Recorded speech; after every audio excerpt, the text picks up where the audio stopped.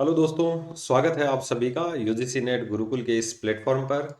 Students, RPSC assistant professor को लेकर काफ़ी उतार चढ़ाव जारी है और जो भी अपडेट हैं वो रेगुलर आपको चैनल के माध्यम से मिल जाएंगी।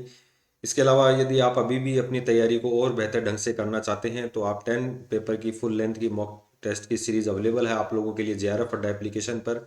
पेपर थर्ड जो जीके है उसके हिंदी और इंग्लिश में दोनों लैंग्वेज में क्वेश्चन आप लोगों के लिए अवेलेबल हैं। इसके अलावा यदि आप ई नोट्स चाहते हैं, केवल हिंदी और इंग्लिश दोनों लैंग्वेज में उपलब्ध हैं पेपर थर्ड की, तो ऐसे स्टूडेंट्स के लिए भी जेआरएफ अड्डा काफ़ी महत्वपूर्ण होने वाला है और आप यहाँ से ये कोर्स एनरोल कर सकते हैं। अ, आज का जो सेशन है वो बहुत बेहतरीन होने वाला है, तो सेशन को स्टार्ट करने से पहले आप जल्दी से वीडियो को लाइक और चैनल को सब्सक्राइब जरूर कर दीजिए। वीडियो शेयर किया कीजिए ताकि स्टूडेंट्स को इसका बेनिफिट मिल सके। आज का जो सेशन है वो जो अपना आरपीएससी का जो पेपर थर्ड है पॉलिटिकल साइंस वाला, इसके अंदर जीके वाले पोर्शन में उसको लेकर जो चर्चाएं हैं वो राज्य वित्त आयोग को लेकर अपन चर्चाएं करेंगे। और स्टेट फाइनेंस कमीशन, आप लोगों का काफ़ी क्वेरीज भी थी सर, स्टेट फाइनेंस कमीशन को थोड़ा समझा दीजिए क्या है, कैसे है और क्या क्या काम करता है। और जो भी सातवां वित्त आयोग गठन हुआ है उसकी स्पेशली अपन चर्चा करेंगे। और जहाँ तक मैं यकीन करता हूँ 101% आपको यहाँ से क्वेश्चन देखने को मिलेगा जो सातवां वित्त आयोग है उससे संबंधित। चलिए थोड़ी सी पृष्ठभूमि की अपन चर्चा कर लेते हैं कि जो राजस्थान जो वित्त आयोग है उसका जो गठन हुआ था वो अपने जो बात करेंगे भारतीय संविधान में 73वां और 74वां जो संविधान संशोधन हुआ था, इसके अंतर्गत जो पंचायती राज और नगरीय प्रशासन की स्थापना हुई थी, म्यूनसिपैलिटीज की। तो इसके बाद जो है ये राज्य वित्त आयोग के गठन हुआ। और राज्य वित्त आयोग जो है वो राज्य सरकार और स्थानीय निकायों के बीच में, चाहे वो पंचायती हो या नगरीय, इनके बीच में धन के बंटवारे को लेकर काम करता है। यानी कि वित्त विभाजन का ये कार्य करता है। तो जो भी टैक्स हैं, जो भी आय व्यय हैं, उसको लेकर जो है ये वित्त आयोग इसका सिफारिशें करता है। और प्रत्येक 5 वर्ष के लिए एक वित्त आयोग का गठन किया जाता है। और वर्तमान समय की अगर राजस्थान में बात करें तो 7 वित्त आयोग का गठन किया जा चुका है। 7 वित्त आयोग का गठन किया जा चुका है। और इसमें जो है सातवां अभी फिलहाल गठित किया गया है। एक अध्यक्ष होता है और अन्य इसके सदस्य होते हैं। 4 इसके सदस्य होते हैं, अन्य के 4 सदस्य होते हैं। एक अध्यक्ष होता है और 4 सदस्य होते हैं। जो सातवां वित्त आयोग है, राजस्थान सरकार के बीजेपी के जो सदस्य रहे हैं अरुण चतुर्वेदी, इनको जो है अध्यक्ष बनाया गया है। चतुर्वेदी, ठीक है, इनको अध्यक्ष बनाया गया है 7वें वित्त आयोग का। ठीक है, जो इसके अपन संवैधानिक प्रावधान देखें तो 243I और आर्टिकल 243Y, ये स्थानीय निकायों में पंचायती राज और ये नगरीय निकायों के लिए इसका गठन किया गया है। केंद्र और राज्य के बीच में जो सिफारिशें होती हैं धन के विभाजन को लेकर, वो रिपोर्ट राज्यपाल को देता है और राज्यपाल के माध्यम से विधानसभा में प्रस्तुत की जाती है। तो ये काफ़ी इंपॉर्टेंट फैक्ट्स हैं। इसके अलावा जो महत्वपूर्ण जानकारी हैं उनको लेकर अपन चर्चा कर लेते हैं। वीडियो के लास्ट तक बने रहिए। 7वें वित्त आयोग को लेकर अपन चर्चा करेंगे और असिस्टेंट प्रोफेसर या राजस्थान के जो भी एग्जाम होते हैं, चाहे आरपीएससी ले चाहे अधीनस्थ बोर्ड ले, वहां से आप लोगों को एक क्वेश्चन जरूर देखने को मिलेगा। ठीक है, इसके अलावा आपकी कोई भी क्वेरीज है आप कमेंट के माध्यम से हमें बता सकते हैं। तो पहला क्वेश्चन तो यही है, ये कैसी संस्था है, तो अपने को ध्यान रखना है संवैधानिक संस्था है। भारतीय संविधान में इसका उल्लेख है। और इसका जो गठन हुआ था वो मैंने आपको बताया 73वां और 74वें संविधान संशोधन के माध्यम से। पंचायतों के लिए जो वित्त आयोग है आर्टिकल 243I में है, जो ग्रामीण बॉडीज हैं उनके लिए। और जो 243Y है नगर पालिकाओं के लिए जो है इनका गठन किया गया है। ये शहरी निकायों के लिए है। तो ये आप लोग इंपॉर्टेंट दोनों, ज़्यादातर जो पूछा जाता है I और Y, इनको लेकर पूछा जाता है। तो दोनों आर्टिकल अपने को पढ़ के जाने हैं और बहुत इजी है, कोई ज़्यादा विशेष टफ नहीं है।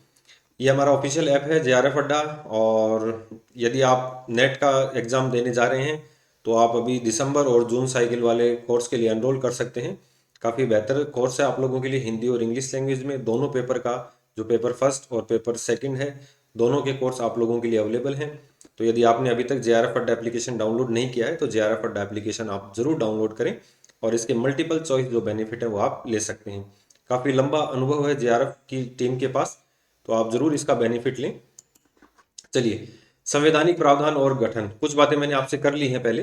तो जो संवैधानिक संशोधन हुए थे 73 और 74, 1992 में ये हुए थे। इसमें जो है इसमें नगरीय निकाय और इसमें पंचायतों का गठन किया गया था। और 1992 के तहत इसका प्रावधान किया गया। गठन राज्य का राज्यपाल कितने वर्ष के लिए? 5 वर्ष के लिए। और पंचायतों और नगर पालिकाओं की वित्तीय स्थिति की समीक्षा करने के लिए इसका गठन करता है। ये तो बहुत इजी चीज है, यहाँ पर 5 वर्ष के लिए इसका गठन होता है, प्रत्येक 5 वर्ष के लिए राज्यपाल इसका गठन करता है। संरचना वैसे तो विधानमंडल द्वारा निर्धारित होती है, लेकिन 1+4 इसके निर्धारित किए गए हैं। अभी तो वर्तमान में एक अध्यक्ष और एक सदस्य इसका नियुक्त हुआ है, जो 7वां वित्त आयोग है। तो ये राज्य के ऊपर डिपेंड है वो कितने नियुक्त करते हैं। तो अध्यक्ष और सदस्यों की संख्या तथा उनकी योग्यता का निर्धारण राज्य विधानमंडल द्वारा पारित कानून के अनुसार राज्यपाल द्वारा किया जाता है। तो आपको डायरेक्ट क्वेश्चन याद रखना कि राज्य वित्त आयोग का गठन किसके द्वारा? तो राज्यपाल के द्वारा। इसके सदस्यों की नियुक्ति किसके द्वारा? राज्यपाल के द्वारा। ये अपनी रिपोर्ट किसको पेश करेगा? राज्यपाल। और राज्यपाल इस रिपोर्ट को कहां पर पेश करेगा? विधानमंडलों में पेश करेगा। नेक्स्ट, आयोग के प्रमुख कार्य अपन देखेंगे। ये ज्यादातर अपने को सीधा सा याद रखना है, केंद्र और राज्यों के बीच में जो वित्तीय बंटवारा है उसका जो डिवाइडेशन है ये करता है। भारत में जो राष्ट्रीय वित्त आयोग का गठन भी होता है वो भी 5 वर्ष के लिए होता है, आर्टिकल 280 के तहत। चलिए, तो आयोग के प्रमुख कार्य। तो आयोग का जो मुख्य उद्देश्य है वो पंचायतों और नगर पालिकाओं की वित्तीय स्थिति को सुदृढ़ करना है और निम्नलिखित विषयों में राज्यपाल को सिफारिशें प्रस्तुत करना है। जैसे राज्य और नगर पंचायतों और नगर पालिकाओं के बीच में जो है, ये देखिए करों का वितरण, पहला जो टॉपिक है इसमें करों का वितरण। तो राज्य द्वारा लगाए गए करों, शुल्कों और फीसों का राज्य तथा पंचायतों नगर पालिकाओं के बीच न्याय संगत वितरण का सिद्धांत है। दूसरा, अगर अपन बात करें कर, शुल्क, पथकर और फीस का निर्धारण। ऐसे कर, शुल्क, पथकरों और फीस का निर्धारण जो पंचायतों या नगर पालिकाओं को सौंपे जा सकते हैं।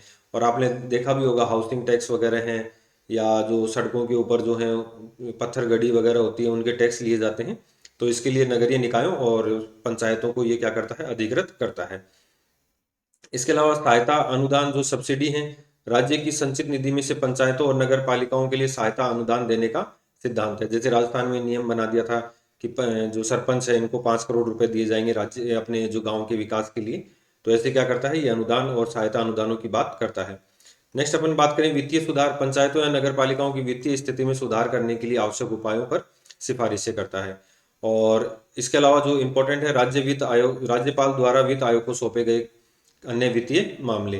तो इसको इंपॉर्टेंट भी लगा के पढ़ते जाना, क्योंकि कई बार हम क्या देखते हैं कि राज्यपाल तो इसको सौंप ही नहीं सकता, क्योंकि राज्यपाल के पास कोई शक्ति नहीं है। जबकि एक्चुअल में यहाँ पर ध्यान रखना कि राज्यपाल क्या करता है? वित्त आयोग को जो है कार्य सौंप सकता है और वित्त आयोग उन कार्यों को करेगा। तो ये काफी इंपॉर्टेंट फैक्ट था, आप इसको ध्यान रखना, ठीक है। और पंचायतों या नगर पालिकाओं की वित्तीय स्थिति में सुधार लाने की सिफारिश करता है। संचित निधि, ध्यान रखना 2 प्रकार की निधि होती है राज्यपाल के पास, एक तो संचित निधि और एक होती है आकस्मिक निधि। इसमें क्या होता है? संचित निधि में तो पूर्व निर्धारित जो व्यय होते हैं, खर्चे होते हैं, वो डिसाइड होते हैं। जैसे पेंशन है, तनख्वाह है, या जो भी योजनाओं के ऊपर खर्च करना है वो होता है। आकस्मिक निधि जैसे बाढ़ हो गया, भूकंप हो गया, अकाल हो गई, महामारी हो गई, तो ऐसी स्थिति में जो अचानक जिस धन की जरूरत पड़े तो वो आकस्मिक निधि में रखा जाता है। और कोई इमरजेंसी कंडीशन होती है तो अपन इस धन का यहाँ पर उपयोग कर सकते हैं। नेक्स्ट, राजस्थान राज्य वित्त आयोग। जो अभी तक जितने भी वित्त आयोग गठित हुए हैं, और स्पेशली 7वें वित्त आयोग के बारे में अपन थोड़ा सा और पढ़ेंगे अलग से। तो देखिए, जो पहला वित्त आयोग था, या राजस्थान के पहले वित्त आयोग के अध्यक्ष कौन थे? तो इसका डायरेक्ट आंसर हो जाएगा कृष्ण कुमार गोयल, के गोयल। 24 अप्रैल, एक चीज ये भी ध्यान रखना, 24 अप्रैल को पंचायती राज दिवस मनाया जाता है। मोस्ट इंपोर्टेंट यहाँ पर इस फैक्ट को, कौन सा दिवस मनाया जाता है? पंचायती राज दिवस। पंचायती राज दिवस मनाया जाता है। और 1995 से 2000 के बीच में इसकी जो थी अवधि रही थी। सेकंड, अपन बात करें हीरालाल देवपुरा, तो 31 मई 1999 जो दूसरा वित्त आयोग गठित हुआ था, हीरालाल देवपुरा, सन 2000 से 2005 तक।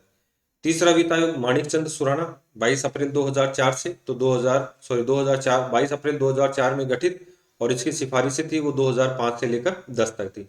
बीडी कल्ला 13 अप्रैल 2011, तो 2010 से 15 के बीच में इनकी सिफारिशें थी। ज्योति किरण 31 मई 2015, तो 2015 से 2020 तक की इनकी सिफारिशें थी। छठे आयोग के अध्यक्ष प्रद्युमन सिंह, 12 अप्रैल 2021 को इसका गठन हुआ था, और 2020 से 2025 तक के लिए इसकी सिफारिशें थी। और अभी जो लेटेस्ट है अरुण चतुर्वेदी, 1 अगस्त 2025, तो 2025 से 30 के लिए इसका गठन किया गया है। और ये आयोग है जो 18 महीने में अपनी सिफारिशें देगा।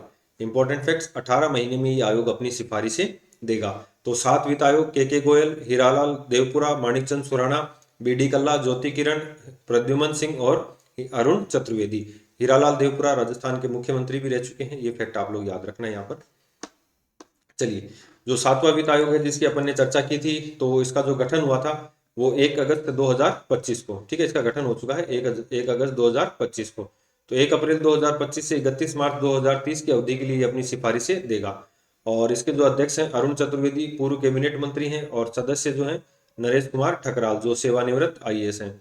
आयोग का जो उद्देश्य है ये भी आपको पढ़ के जाना है, काफी इंपॉर्टेंट है। जो राज्य में कर और राजस्व को पंचायती राज संस्थाओं पीआरआई और शहरी स्थानीय निकायों यूएलबी के बीच में क्या करेगा, न्याय संगत वितरण के लिए इसकी सिफारिशें करेगा। तो लगभग हर वित्त आयोग का यही सिफारिशें होती है, पंचायती राज, स्थानीय निकायों और राज्यों के बीच में जो है टैक्स का जो डिवाइडेशन है उसको लेकर। तो स्टूडेंट्स, ये था अपना राज्य का वित्त आयोग से संबंधित क्वेश्चन, और पॉलिटिकल के लगभग आयोग अपन कवर करते हुए लेकर आए हैं। तो उम्मीद करता हूँ कि अपनी ये मेहनत जारी रहेगी और सफल भी होगी। आपको आगामी परीक्षा के लिए बहुत बहुत अग्रिम शुभकामनाएं, बेस्ट ऑफ लक, ताकि आप अपना बेहतर ढंग से पेपर कर सकें। इसके अलावा जो भी आपके कमेंट हैं, जो भी आपकी क्वेरीज हैं, जरूर आप हमें बताइए, उसका सॉल्यूशन लेकर हम आएंगे। मिलते हैं नेक्स्ट वीडियो में। आज के वीडियो में इतना ही, धन्यवाद।